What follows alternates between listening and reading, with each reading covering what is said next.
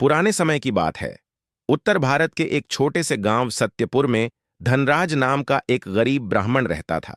धनराज बचपन से ही भगवान विष्णु का अनन्य भक्त था। वह दिन रात उनका भजन कीर्तन करता, लोगों को सत्संग सुनाता और उनकी मूर्ति की सेवा करता।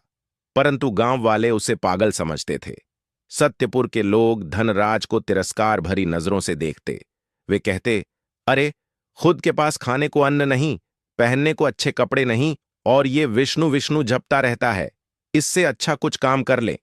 गांव का जमींदार रघुपति सिंह तो उसे देखकर हंसता और ताने मारता, तेरे विष्णु आएंगे तुझे भोजन कराने।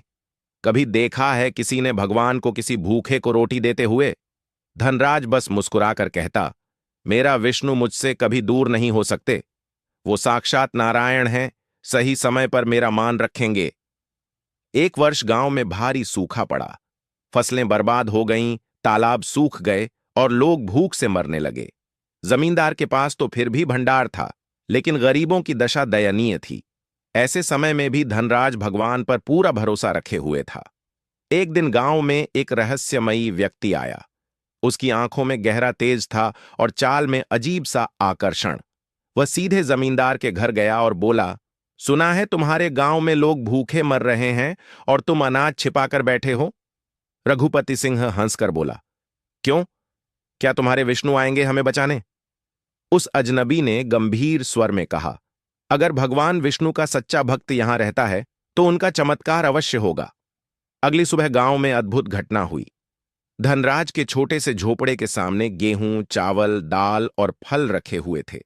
यह देखकर गांव वाले चौंक गए। किसी को समझ नहीं आया कि यह सब आया कहां से। जमींदार को लगा कि धनराज ने चोरी की होगी। उसने उसे पकड़ा और पंचायत बुलाई। जब सभी गांव वाले इकट्ठा हुए, तभी वही रहस्यमयी व्यक्ति वहां प्रकट हुआ। उस व्यक्ति ने मुस्कुराते हुए कहा, रघुपति सिंह, क्या अब भी तुम्हें भगवान विष्णु के अस्तित्व पर संदेह है? इतना कहते ही वह व्यक्ति तेज प्रकाश में बदल गया और देखते ही देखते भगवान विष्णु का साक्षात रूप प्रकट हुआ। गांव वाले भय और श्रद्धा से कांपने लगे। भगवान विष्णु ने धनराज की ओर देखा और कहा, हे भक्त, तेरा प्रेम और श्रद्धा अडिग रही। मैंने तेरी परीक्षा ली और तू सफल हुआ।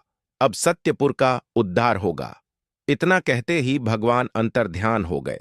उसी क्षण आकाश में बादल छा गए और तेज बारिश होने लगी।